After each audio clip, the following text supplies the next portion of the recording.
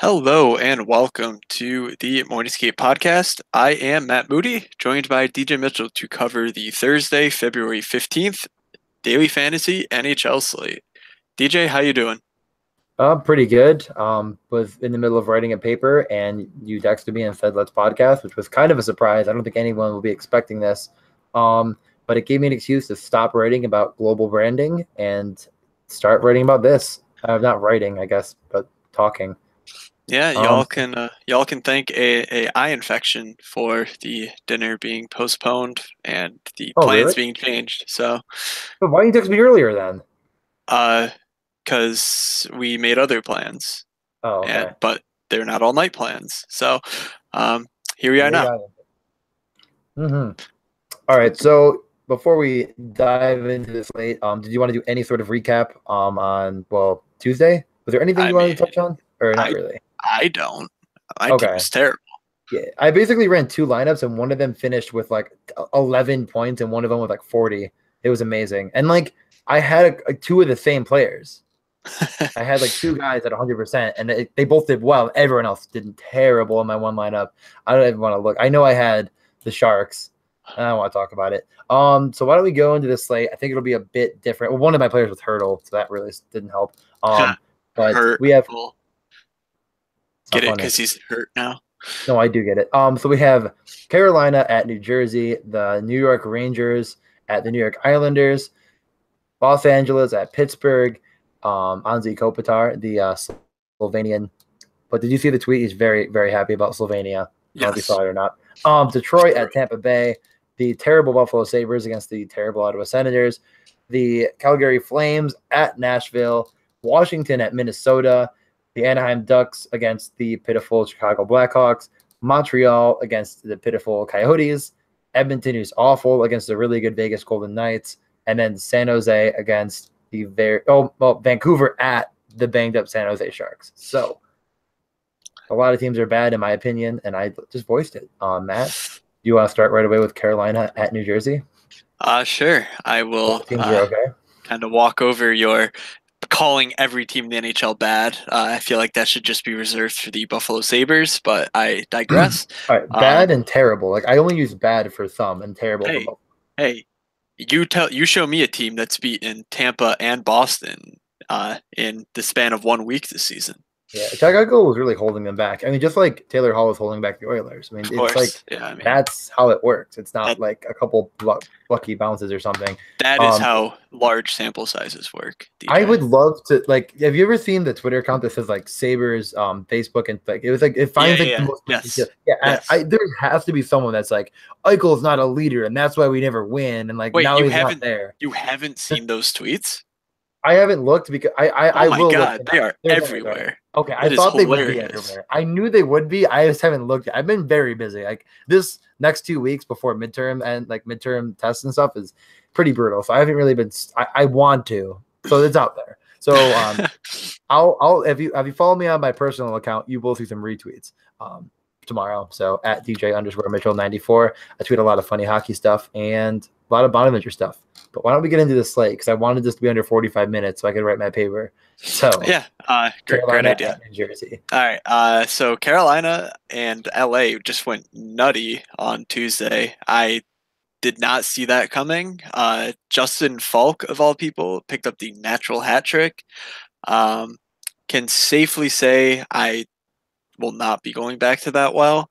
Okay. In this matchup, I actually do kind of think that like Carolina's in a decent spot, but I do not trust them to turn offensive opportunities into goals.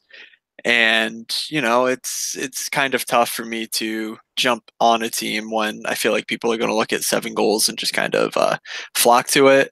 Um, I was interested in the line that's featured Sebastian Aho and Jeff Skinner together.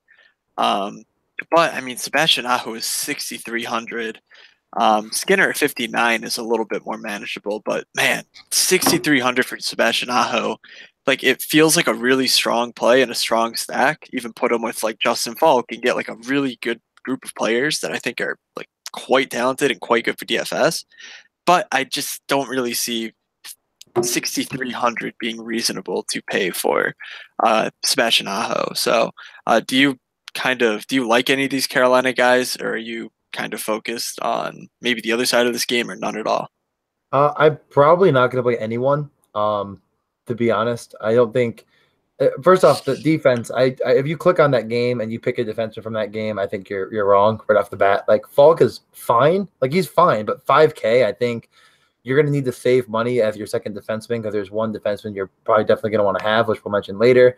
And the wing, I don't mind the Carolina prices, but I really don't think that as of late, any of these wingers have really been generating enough shots, I guess, on their own to go with solo. So I think you'd have to go with the stack if you were going to try to win a GPP. And none of these stacks really are speaking to me. But yeah, I don't mind looking at Aho Skinner. That'd be the one thing I'd consider from this the Carolina side. And New Jersey, I don't think I'd look away from Hischier, Palmieri, Hall if I was going anywhere. And it would probably have to include Hall. But I doubt I end up doing that, but that's just the only spot I'd even consider. Yeah, so Taylor Hall is like incredible. He got rocked last game, scored 2 goals still, 7 shots. Like he's always in Yeah. play.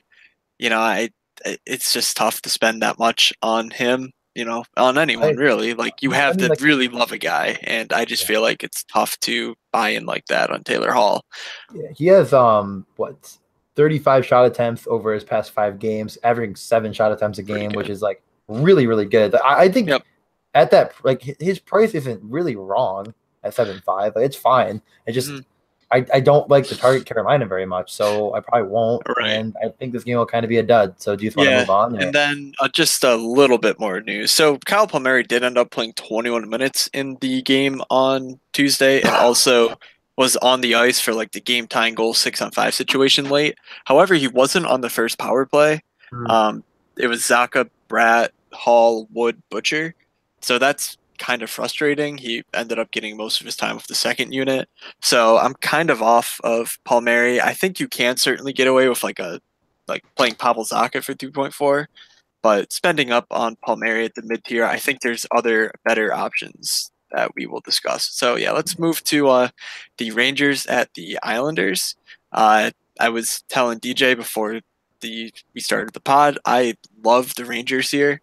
Like there is so much value on the Rangers end of the ice that given, the Islanders can turn anybody into just basically the Harlem Globetrotters out against them. I think the Blue Jackets put up 54 shots on Tuesday night. And yeah, obviously they're better than the Rangers are, but there's so much value here on the Rangers side. So do you have anyone specifically in mind that you were targeting from the Rangers side or Yeah, more?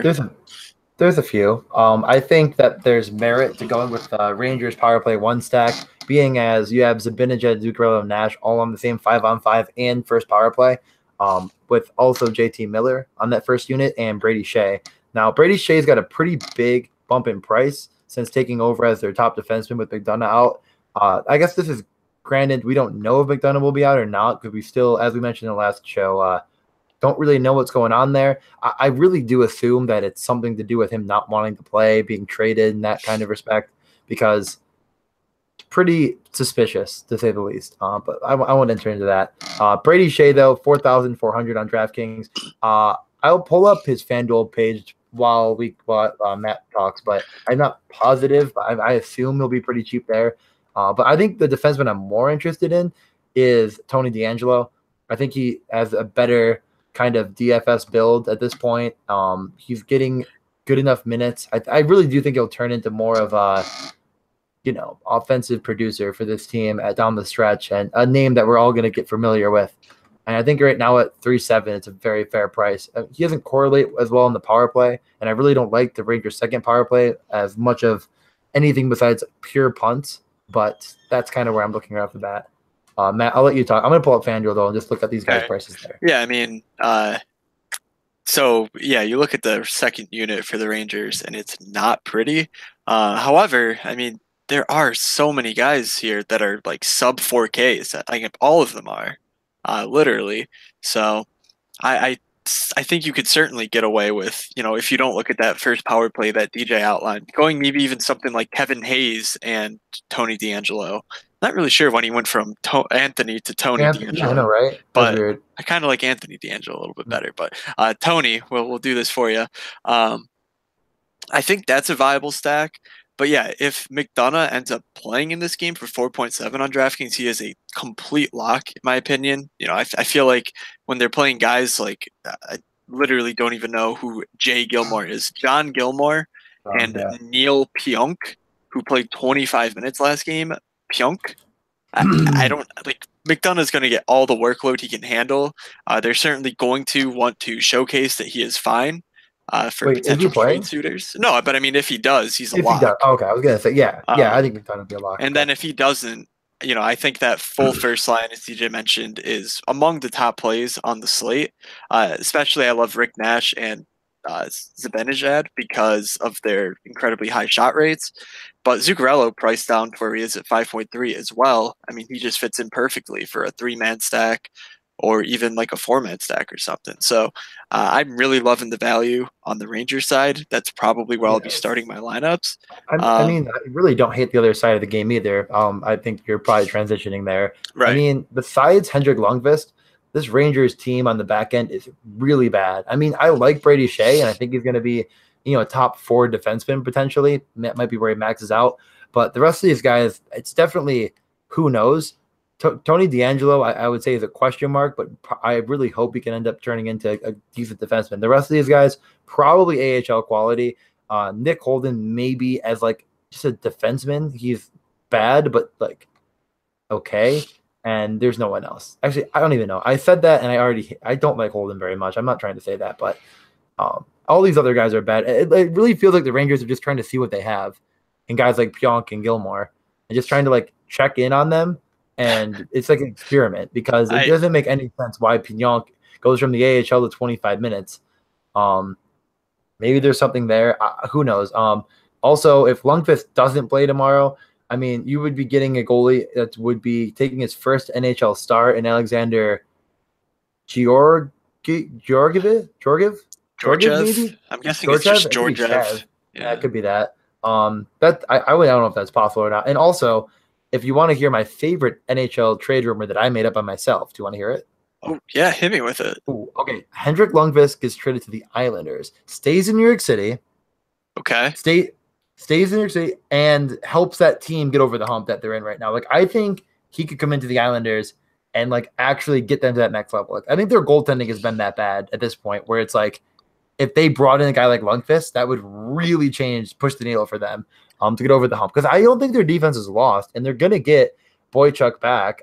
He's supposed to play tomorrow, I believe. Actually, He's been playing, yeah. did he play?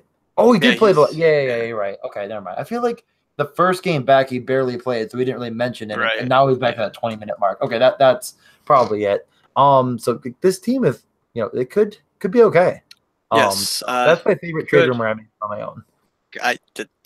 We'll check in bi-weekly for DJ's recent trade rumors that he made up on his own. All right, let's I don't love any of the individual Islanders. Like, I think, Tavares is obviously worth a play, whatever, but more stacking only for me. Is there Vegas odds on this game, by the way? I can pull that up real quick if you want to intro us to Okay, LA Pittsburgh. Really quickly, just because I mentioned it, the FanDuel pricing, the Rangers are not priced down. Brady Shea at 4.6 though is decent.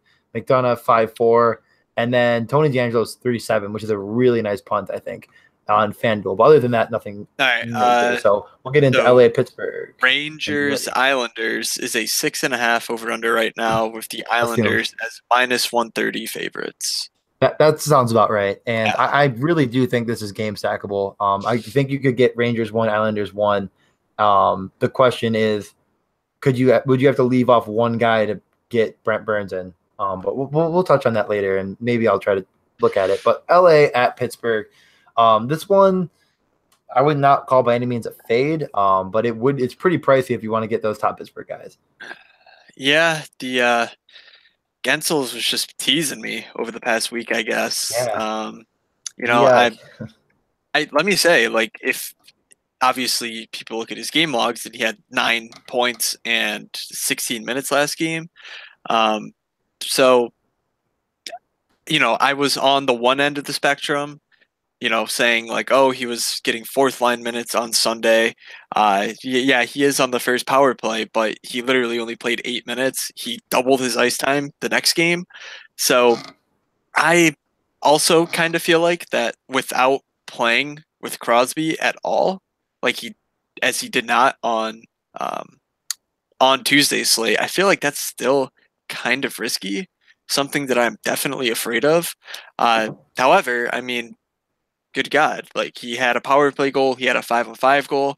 Not sure what else you could want for direct power play one Pittsburgh exposure for 4,400 in Jake Gensel, but know that he's not a lock by any means to get 16 minutes again. That's kind of what I wanted to say about it.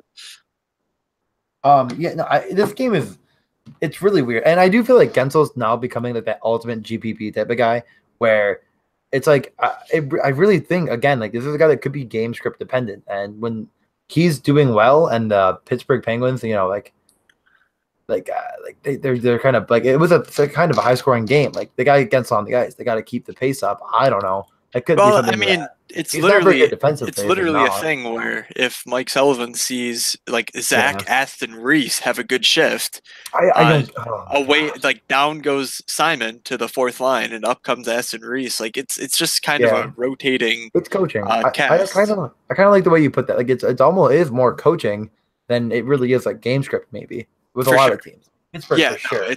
it's very much like riding the hot hand, so to speak. So if Gensel has a strong start to the game, he'll be a very good daily fantasy option. Exactly. That's why in GPP I feel like he's a decent option because like if he's For sure. a dud, then he has a dud, and it doesn't matter if he has a hot game to start. Then like they're gonna actually put him out there for everything. So Yep.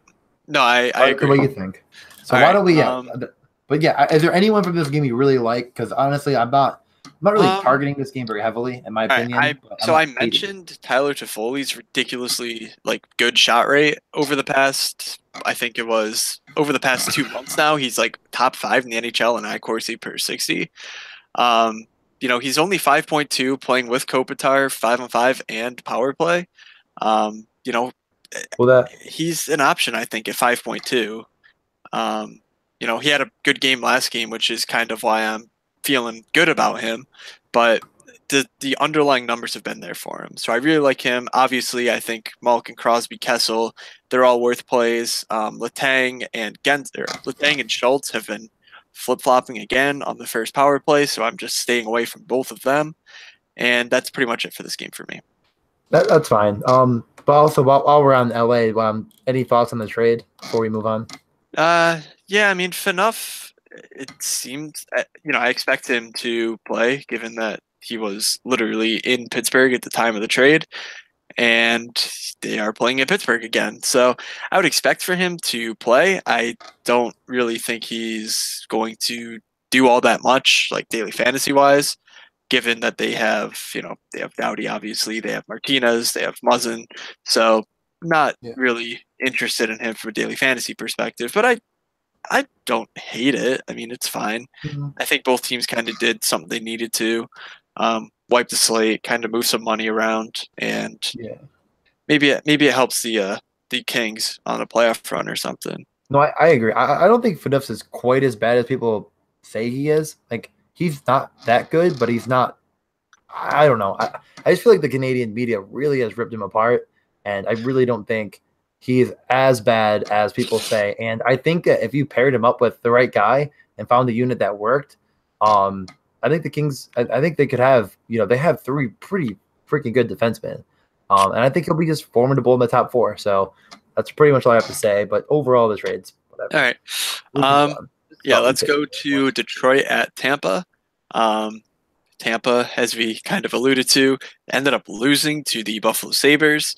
However, for daily fantasy purposes, I mean, I don't really know if we learned, much we didn't know. Kaloran Point Kucherov played a lot on the, first line.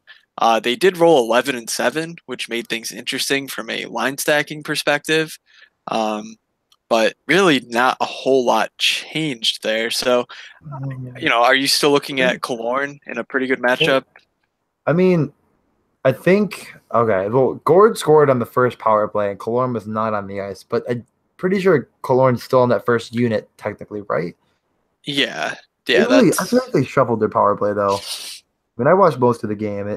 They definitely weren't like Point was on the first unit too. But for a minute, I don't know, but it doesn't really matter. Yeah, Basically, I mean, I'm kind of starting to like this Scotty Gord character. Like I don't think he's. Except his price has gone way up. Yeah, I mean, you can't really start to like a guy at 5.6. No. Like that's just silly. No, I know you're right. He's shooting. I keep forgetting. He is shooting 40% over his last 10 games. So I think it's too late. I might be a little bit late on this one. Okay, that's fine. No, it really does feel like all the guys on Tampa Bay are pretty out of the picture. For Killorn. Killorn is right there. Yeah. I think he's the strong play still. Sergachev has come way down in price, but he's not getting any minutes anymore. They are really giving Hedman all of the minutes. Like Hedman, if you like a lot of minutes. If you like Tampa Bay, I feel like you should consider stacking Hedman with your stack. And I don't know. I probably won't touch this game. Yeah, I probably won't either. In all honesty, I'll just move right on then. Yeah. I think we touched on what's important. Next game, okay, Buffalo at Ottawa. I was gonna say I probably won't touch it, but honestly, there's some value here. There's some value to look at. Yeah, I mean, I think it starts with Brassard. Yeah. I mean, he jumped up 400 from his Tuesday price, so always a bit weary of kind of what's the parable of the frog in the boiling pot, like. Oh, Brassard at 3.6 is such a great value coming off of injury. Next game, he's 4,000. Oh, he's such a great value. Like 4,400. Oh, he's such a great value. Like, is he? I feel like he still is given the matchup. But obviously $400 should not just be waved away. And I do think there's some meat left on that bone, given that Brassard was on the first power play against the Penguins as well. So not only is he playing at 5-5 with Mark Stone, likely to lead his team of 5-5 minutes, he is also on the first power play, which is obviously fantastic for his value.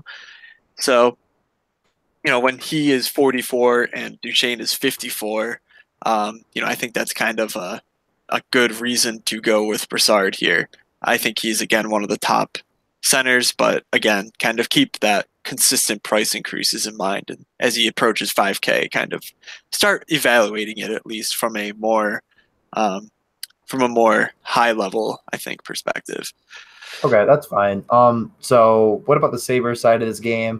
I mean, Samson Reinhart's been an absolute tear. His price definitely has gone up a good amount. I don't think I'm going to the price. I mean, last game was kind of. He went up 500 after that 2-goal night. I mean, the thing about watching Samson Reinhart as much as I do is I am always impressed by some things he does, and I feel like it's just been way undervalued. But I don't know if he's ever going to be a DFS great player, like a great DFS guy. Yeah, no, I mean, it's Reinhardt's always. I think last year even I saw a lot of people like, hey, like the Sabres realize what they have in Reinhardt, like his scoring chance numbers while he's on the ice versus like when he's not, like with or without you kind of numbers, like they are so good, like so in his favor. And you do watch him. I mean, obviously we kind of come from a biased perspective, but he does seem to do literally all of the little things right. It was encouraging to see on Tuesday for him to be out there with the empty net, with O'Reilly, obviously. So if that's going to be the role he's playing, I mean, 5,000 isn't a steal by any means, but I think in a matchup like this, it could be well worth it. I think him and O'Reilly is a fine stack. Right, for sure. I mean, O'Reilly's gone way up in price with how many minutes he's getting. Yeah, and definitely. The production he's had. I mean, he's literally gone up a full 1,000. Yep. Yeah, that's kind of to not touchable territory. Evander Kane lost his power play 1 role. He's not playing with with Ryan O'Reilly, so I am completely off of that. It's amazing that. I don't even care. It's been clicking too. That first power play has been clicking. So I mean, I'm not gonna yell at anyone. I mean, it's crazy to think I don't know. It's time to move on from Evander Kane, and it's very sad. I don't want to. I just think it's definitely gonna happen. Yep. We don't need to get into that we could probably move on, right? Yeah, I think there's really, Eric Carlson just hasn't been like all that effective, so it's I tough. think personally on defense, I'm probably just gonna have D'Angelo and Burns. So I, any defenseman that I would mention will be just kind of like I can stacks see on that. Yeah, I can for see that. myself. I mean, that's where I know like my process can change and join the group me if you want to talk more about defense, but as of right now, like those are my guys locked in. So anyone Yeah, else I mentioned is stack only. If you go with a 3-man stack, I mentioned Hedman, Ristolainen's kind of there. And then Carlson would be if you won again with I mean, these are all defensemen getting like 28 minutes. Like yeah, Ristolainen, Carlson, and Hedman, they're getting like 28 minutes of ice time. So I think if you do stack, you're gonna want to go with one of them if you're trying to take on a GPP. So if you want Broussard and Stone or Hoffman and Carl, like, those all make sense to me. All right. So let's go to Calgary at Nashville. Somewhat surprisingly, the expected goals output that I reference a lot here pegs the Nashville matchup as the top matchup on the slate. Obviously just ahead of the Rangers. I'm not sure if I'm going all in on Nashville here, as given I think Calgary's a pretty strong defensive team. Um, I feel However, like they've been pushing the pace a lot. I mean, they've been showing up a lot on your model as a team that's been pushing the pace. yeah, no, they So have been. So I it's think it's that been that's why. interesting And to track. Yeah, yeah, I don't think Calgary is inept, but I also think that there's some holes on their team that can be exploited. for sure. So I think obviously it'll start with Philip Forsberg. He The finished off dirtiest the player in the rally. NHL. Yeah, he finished off the rally in on Tuesday. The Predators erased a 3-0 deficit to tie it up all in the third period against the Blues, which was quite impressive. Forsberg with the overtime game winner penalty shot goal. Not too often you see one of those, but it was kind of cool to watch it unfold. 6,700. He's one of those guys who certainly does have multi goal upside, so I do not hate to play. Um, I think the sim might love Philip Forsberg. Somewhat surprisingly, I think it might be a factor that he came back off of injury, and because it uses last 30 days information, it could have just been pulling like the small sample that he had, in the month of February beforehand. But conjecture aside, I think he is objectively a fine play.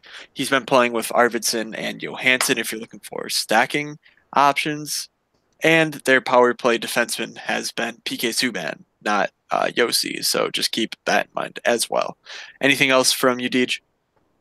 Just that Yossi has been he's number 3 on the shot the top shot shooting at shooting attempts that we have, and I like Yossi a lot. But then again, I mentioned my defensive takes, so we can move on. Yeah, I mean, both he and Subban have been really strong as of late, both averaging nearly 4 shots per game over the past 10 games. But the prices have really caught up to that. I just feel like if you're not playing Burns, I'll probably be looking at Hedman or Carlson versus those two. But certainly no qualms with playing either of them. So on the Calgary side, Dougie Hamilton is still there. Like I still think that if he's playing power play one, he's and playing well over 20 minutes a night, his shot floor is going to be almost unmatched for a defenseman. Like, he's It's had, tied with Yossi. yeah, I mean, he's had 6 shots in his last 3 games. So I can certainly see him kind of continuing that and maybe picking up a point or two and just completely smashing. Um, so just another name that I do like on defense. Giordano's price has fallen; he's 5.1 as well. So just some good options here, I think, but nothing too crazy. Do you want to move on? Yep. All right.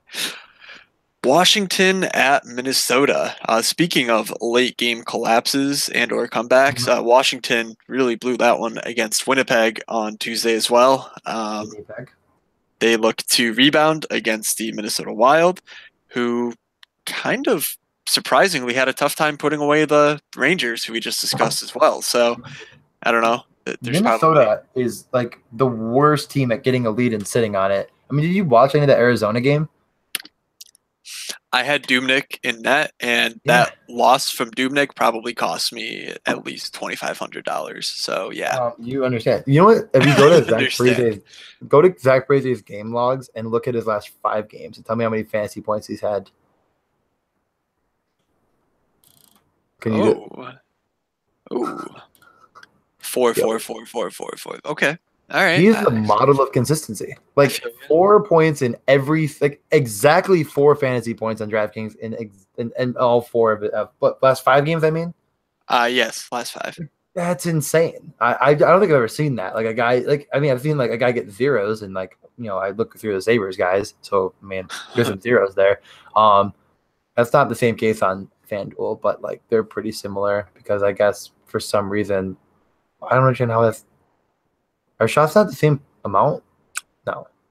I don't know, Um, whatever. Shots are like 1.6, I think, and Yeah. goals are like Yeah. Okay, that makes something. sense. So when you Okay. get a goal versus an assist, the ratio is a little bit different. Yeah. So in games where Parise has had 0 points, he's still gotten 4, and in games where he has a goal, he still only has 4. That's impressive. That's very impressive. But yeah, Yes. I still not mad about that Parise play at all. That's fine. I think it's almost the same case as last time with Minnesota. It's like, are you gonna pay up for that Granlund Zucker stack? I don't think I will. I mean, they're not quite getting that absorbent amount of minutes that I'd like to see for guys at that price. Um, so then you have Ennis, Eric Stahl, Niederreiter. So you go with Eric Stahl, Niederreiter again. Probably not. Eric Stahl's a bit expensive for me. I don't know. What do you Yeah, think? I'm kind of I'm kind of scared of this game. Yeah, I'd Uh, probably fade it too. I'm Nino's down not with really that. getting the minutes. Like really, the only guys who are really getting the minutes, I feel like, are the that Koivu Granlund line when they need to kind of be out there. But even then, they're still kind of rolling. Suter Spurgeon, I just they're also fine, but I don't like them all that much against the Capitals. So I'm I pretty think much content fading this game. Obviously, Ovechkin is well in play at 7.8, mhm. but you don't need me to tell you that for sure. Yeah, I think you could do worse than Charlie Coyle at 4-1. He's definitely not a floor guy by any means, but he's getting power play 1 in a decent enough amount of minutes that Yeah, I mean, just I be think he's there. careful Oh yeah, for be careful. for But Minnesota especially. Like power play one doesn't really mean much yeah, that's because true. power play one for them is essentially Suter, Spurgeon, and then whichever of the trios is most ready to go for Boudreaux. So At 4-1, it's like the other guys in this territory are like Tanner Pearson and Connor Sheary and stuff like that. These are all kind of guys that are very much GPP only, who knows type of guys. Sheary's been with Crosby, so I'm just trying to say, like at that price, I think Coyle fits right in there fine. And if you really have a feeling you want some Minnesota, like I don't hate getting exposure through him, but I probably won't end up doing it myself. right, I say be careful calling him power play one. Also, be careful calling him power play two as well because that's not really true either. It's definitely just like a solid power play option, but isn't necessarily going to be a focal point. But you don't need that for 4.1 either way. Um, On so to the inevitable first overall pick, Chicago Blackhawks. I Who just don't. tweeted that? Someone tweeted Uh, that, and I laughed really hard. yeah, I mean, yeah, It but was like, is I it, all was right. I just saw the Ducks name and I just got really sad because I watched the majority of their game against Ooh, Detroit and they just literally wiped mm, the floor with them. yeah. And Jimmy Howard was Uh, like, "Hey guys, I'll take that puck and that one and that one." And the Red Wings were, I think they got 3 shots in the totality of the third period. Didn't matter, still won the game. So that's hockey. Um, but I'm definitely fine with going back to the Anaheim well. Were you kind of just making a passing reference to the Blackhawks, or were you kind of looking at the Blackhawks side here? Because I think both what? sides have a lot of merit given Mm, the up-paced nature of the Ducks and just how cheap some of these contributors for the Hawks still are. I mean, I really don't think the Hawks are good. Like, I don't know. I saw on Twitter today that was like the Blackhawks are inevitably going to get the first overall pick because like that's just the way hockey works. So I thought that was Mm-hmm. funny. Um, but that was just making a joke. I like to bring Cat as of late. His shot number has been pretty good. 4-7's fair enough. What did he do last game on power play though? I just don't get their units. I mean, they just blow my mind. But yeah, like I definitely don't hate this game in general, but I'm probably more looking at the Anaheim side and just trying to get like a one-off type of exposure play. This isn't a game I'd stack up on, although it's okay. What do you think?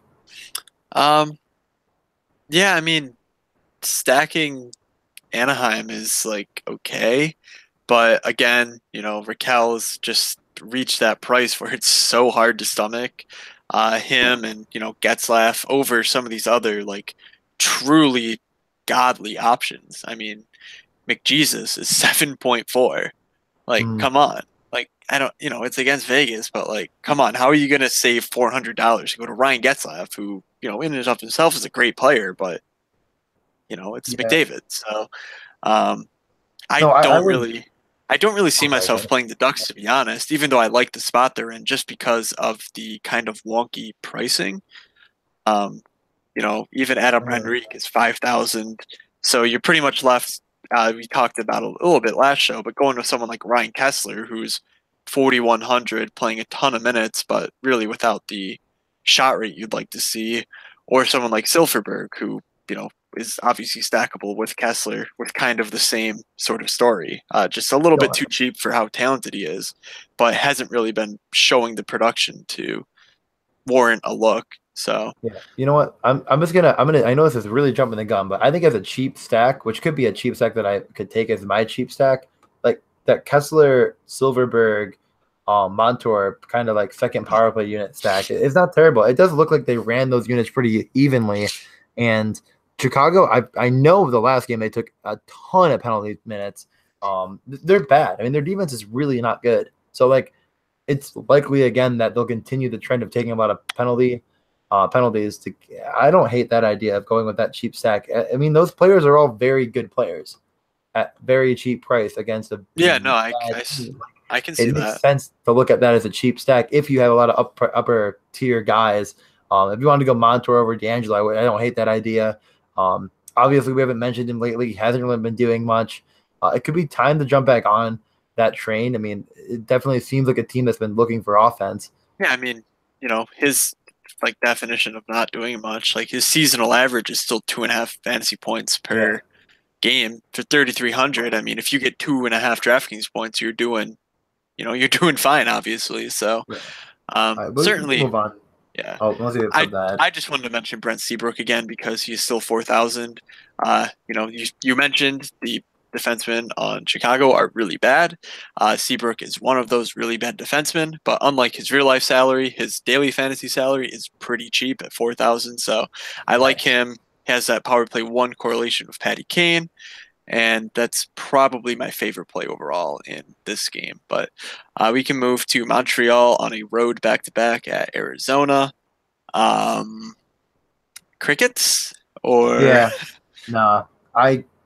I can't imagine touching it. What is? Let me hold on. Does Petrie come down in price at all? Not at all. Oof, 5,700. Welcome. boy, I don't think I could do it. Yeah, I mean, he's been I like mean, Alex Edler level of insanely good, but just tough yeah. to kind of stomach for sure. No, I agree. Someone rescue Oliver Ekman Larson, please. Like any team. I don't even care anymore. Like I really want him rescued from Arizona. Yeah, I'd probably fade this game completely, personally. I mean, I also feel bad for Jonathan Drouin. I was really hoping he could be a point per game player this year. Like I don't hate him as a play at 5.2, but I don't like it. It still feels too expensive to me, Yeah, it which is does. surprising for a guy with that much talent. Like I really thought he was going to take flight this year, but when you don't put anyone really around him, it's tough. Yeah, I I just mean, probably they won't touch gave him. him Pacioretty. It didn't really work, so I don't know. What happened? I can't see the Montreal today. Did you keep an eye on that game at all? The I was in game's not even close over, so really. So we have no idea. yeah, they Um, started at for 9:30. So. if anything pops up, I'll definitely keep an eye on it for Twitter. I'm gonna look over the game logs tomorrow, and we'll talk about it more in the group me. If anything crazy popped up, like Lehkonen got like 20 minutes on power play one or something crazy like that, I definitely would consider him. He got 18 minutes last game with 2 assists. Like I really like Atari Lehkonen as a play. Like if he's getting that kind of the time, you know what I mean? Like him and Charles Hudon are like the same guy in my opinion. Where I like their DFS builds, and when they're getting the minutes, I'm definitely interested in playing them. But other than that, Yeah, kind of similar mold to that. Christian Fischer's always been on my radar, but the minutes really just aren't there. His shot rate has been really, really strong though, and he's really been productive given the limited minutes that he's playing. So 3,400 for him. Maybe see if he slots in alongside Stepan or Keller in this game and see, but I really don't see myself playing anyone here for is he sure. the guy that scored on his first 3 shots in the NHL? Yes, he Okay, was. yeah. Yeah. All right. I wanted to make sure. I was gonna say that, and I wanted to just double check. All right, but I think we can move on. There really isn't anything here that I'm willing to stake as a play and All right. for Um, Fighting McJesus is at the Vegas Golden Knights. Yeah, I mean they're truly a team effort though, these Golden Knights. So that's true. Can't really peg them down to one player, one line, one anything. So I guess we'll start with the McDavid situation. You know, his line mates are, well, whoever the hell he steps on the ice with, essentially. Last game it was Maroon, so good news for Maroon. However, they lost in a game where they gave up 7 goals. So see if that holds. It could, it couldn't. It's just kind of one of those things where you don't really know till you see it. So I'm not sure if you're looking for updated lines or not, DJ. But I can look. No. I was not. I was looking over Vegas's lines because they were different. Yeah, someone got hurt, right? Or Vegas. Hold on. I can't look up both at once. Let me look. It looks like, no. It was Howler. Yeah, Howler had the flu. Right. I said it before the podcast. You're right. That was so we don't know. Howler could be back. He could not be back. I'm not a doctor. Okay. So I don't know. So just a name on the Vegas side that I'm certainly keeping an eye on for 3,000 is Brad Hunt. Kind of luck boxed his way into a really strong daily fantasy night on Tuesday. I think he scored a late goal to kind of get him there. But 3,000 for Brad Hunt, who's been playing a decent amount of minutes and power play time for the Golden Knights.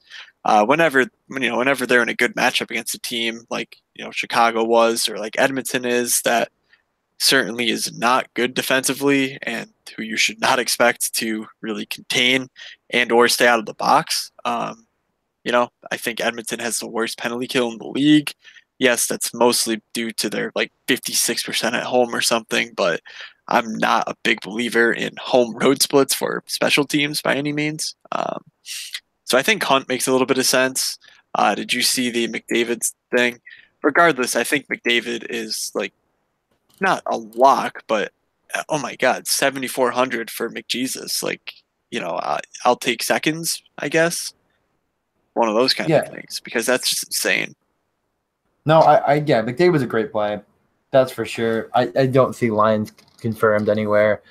It's really frustrating to go through Twitter right now because it keeps trying to play every video through my headphones and I lose you. So I'm just gonna wait and see on tomorrow. It honestly could be a situation where I don't know. Actually, you know what? If there's no lines tomorrow, I would be really hard pressed to try do something too cute. Like he did have not exposure. He did have correlation with Draisaitl and Maroon during the Florida game. So I really like that stack if it happens, but I don't know. So as of now, I just don't know. So I'm probably in this matchup looking exclusively at McDavid as of now.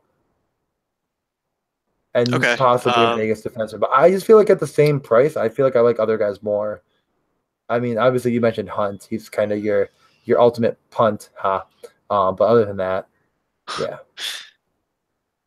All right. I'm not seeing lines either. So let's go. Unless you have anything else on Vegas, I think we know Vegas. What they do. Look for Holla news, but even if he does play, it just doesn't really impact much because they're all so damn expensive. All right, last game of the night. Maybe the juiciest news update for San Jose at home against the Vancouver Canucks. So I heard something about Thomas Hertl. He's hurt. Does that do anything for a specific someone? Should Hurdle not play?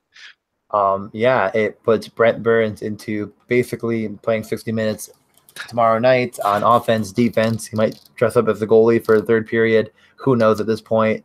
But yeah, he is practiced today with the forwards, so it's pretty Uh, likely that Couture and Burns and I don't even. I honestly have no idea what they do. Basically, with Hurdle going out, Pavelski ended up with 26 minutes of ice time. Timo Mayer went to the first power play. Just to throw that out there. You can digest love that it. one. 22 minutes of ice Love time. it. First off, if you would have told me at the beginning of the night, Pavelski had 26 minutes, Mayer had 22 with power play one, and Burns had 28 with power play one, I would have put all three in against Arizona, and they did nothing. Not nothing, but they didn't score. I probably would have entered the Thunderdome with that inside information. It's crazy. Timo Mayer had 6 shots on goal. He's at 4.9, so he bumps up in price a little bit more. I wouldn't say he's an absolute lock, Yeah, I but mean, so him and Burns is pretty freaking good. like thinking about it kind of from a like replacements perspective, we saw Thomas Hurdle, I don't know how closely people pay attention to the sim, but we liked Thomas Hurdle a lot. The sim I had did, yeah. Hurdle as one of the top stacks. So Hurdle at 5.1 has nowhere near the same shot rate that Timo Mayer does. If Timo Mayer is going to play, 18 to 19 minutes with power play one time and the And shot he rate that will. he has, he's going to be like pretty much a lock for me personally. So, Yeah, and uh, another interest. Oh, sorry, we're not done. I'm just saying that's news I'll be keeping in mind for sure. Yeah, and it looks like the San Jose power play wasn't as much 2 units as 1 unit that rotated a few players, as in like Pavelski, how do you say his name? Because you always say it differently than I do. Uh, Lebon? I think it's just LeBanc actually. Listen, I Yes. listened to the San Jose feed last night, and I'm pretty Okay, sure so they were just saying LeBanc. let's go with LeBanc because I feel like I was always saying LeBonc, and then you were saying LeBons. Yeah, yeah, I don't So we're know. gonna go with LeBanc. All right, so they basically had Pavelski, LeBanc, Mayer, Burns, Couture, Tierney, and Bodeker, and that was it. Uh-huh. And Vlasic a little bit. That was the unit like the 8 men that they used total pretty much on the power play. So if they're on the power play, there's a very good chance that Mayer will be out there. Burns pretty much played all of their power play time as well. Yeah, that's what Burns does. So, Okay, he already pretty much did that, but now it's like now he's playing center, wing, and defense. There's gonna be 3 of them on the ice, yes. and Oh, could you imagine? so basically tomorrow I will have some San Jose exposure because you All right, can't. if you could play Brent Burns at any position, though, where would you play him? I mean, is Well, it I would center? There's only 2 center positions, or is it wing where there's 3? I mean, he could just be a defenseman. I you don't know. clone the man. You just have to clone him. I mean, I don't know. Like the technology has to exist. But yeah, and wait, anything on the Vancouver side? Honestly, like No, the Vancouver side, just it's. no. I mean, just on a back to back on the road. Oh Like yeah, I don't know. that's a good point. Yeah, that's. I mean, there's really no value. Well, there's value obviously because there are a lot of players that are cheap, but there's no value I'm not interested in. All right. So I think that's a pretty good recap of this 11 game slate on pretty short notice. So let's get Yeah. a couple of line stacks and a couple of guaranteed goals and head out of here. I have both of mine all ready to go. Oh, nice. So, I already. I'll take the Anaheim one I mentioned, and then I'll give you whatever you want for all the right. expensive. That But Kessler Silverberg Montour for you. I You know said? a cheap stack you should take if you don't take it. Well, I mean, I feel like the cheap stack is the Rangers, to be honest. I mean, Yeah, no, I Zibanejad at know. 5.8, Rick Nash at 5.2. You could throw I'm in glad you Zook went at there. yeah, I mean, you could throw in Zook at 5.3, or even Shea's not the worst play. I don't think he's a great play necessarily, given I don't think he's a great DFS build. Or Tony D'Angelo at 3.7. I think he's a bit better of a build without the direct power play correlation. Really There's good value on FanDuel, D'Angelo. Yeah, so I think that's a really strong cheap stack that still allows you to play a pretty good team around them. Yeah. Okay, and then I'll let you go first for expensive stack if you'd like. Well, you go ahead because I got a little bit of thinking to do. Okay, that's fine. Then I will take Timo Meyer. You could go Couture or Pavelski. That's really up to you at that point. And Brent Burns. It's really not even like it's pretty expensive. It's pretty expensive. All right. But I mean, obviously you get better correlation with Couture. But I really do think that they're really going to be rolling some weird stuff with how many players are hurt. So I think you can go with either and feel okay about it. All I feel right. like this Let me price. let me go a little bit spicy. I think I'm gonna go with the McDavid, I Clefbaum, knew it. Draisaitl power play stack. Oh my god, I knew you were gonna go with McDavid. I was about to say, is it McDavid? And oh man, okay, I'm I want to just hear it. Draisaitl is kind of fallen in price lately for literally no reason at all. Mhm. Like I don't know. I mean, good for that, I guess. I think it is an interesting debate between he at 6.1 and Zibanejad at 5.8 as I'm kind of looking at it. But I just think that McDavid is in such a prime spot to do what McDavid does and break the slate for just 7.4. I mean, he is what? There are like 6 players on this slate who are more expensive than he is. Um, so or he's the sixth most expensive player. Yeah, that's right. So, Yeah. I call me crazy, but he's shooting the puck like a maniac now. His team obviously is dependent on him to stay in games. So against Vegas, like who one plays an up tempo game and two, probably is going to be winning. I think McDavid's going to get all he can handle here, and Englund and Colin Miller and Theodore, they don't scare me defensively by any means. So I'm all about it. All right, yeah, no, I really like that a lot. I do feel like we've given a lot of value, a lot of like good thoughts on upper price players and where you should look. So I think tomorrow, like we're gonna have some really. I'm feeling really confident about this slate. I don't know how Yeah. you feel. Yeah, Um, let's get that money. All right. So definitely join the group me, as I've mentioned, probably my fifth time on this podcast. A lot of good stuff in there. Shout out to all those guys. I know we mentioned this. Well, I don't think we mentioned on air. No, we did. That Jimmy Burke won the listener league. Yeah, yeah. He will be coming on next week. With Valentine's Day being today, that didn't really work out. So Do yeah, you that look have forward to. guarantee goals? Oh, we did not do guaranteed goals. Yeah, Holy crap. just a couple names. Okay, no, we could probably still do those. All right. I want to go Taylor Hall and Derek Brassard. Oh, you were all ready to go. I thought you said you had your two ready, so I just Oh, wanted to. not really. No. You know Oh, what? I'll go. I know who I want though. I'll go with Philippe Forsberg. nice, nice, And does that nice. leave me with enough? I mean, like, what's that? 6, 7. So I got what, 4-ish, like 5. Four, yeah, just about five. Timo Meyer, just for Wow, sure. cheater. All right. Why? Well, I mean, it's whatever. No big Because deal. he's in my stack. Yeah, I Is mean that why? that's kind of what we do. So we're not just Okay, like no, you're right. tripling down on guys. No, okay, fine. Give me one more second. Let me just look in this price range. I mean, I could go with Kalorn. All right, how about this? How about this? You can take Timo Meyer, but if he doesn't score, you have to sing the reviews that we have gotten. Have we got? Oh, we did get some, didn't we? All Yeah, right. so I'll do you that got to sing anyway them for on the sure. next show. All right, And let's wait, do it. but if he does score, what do you have to do? A party because I'll be making all the money. All right. Oh, all right, fine.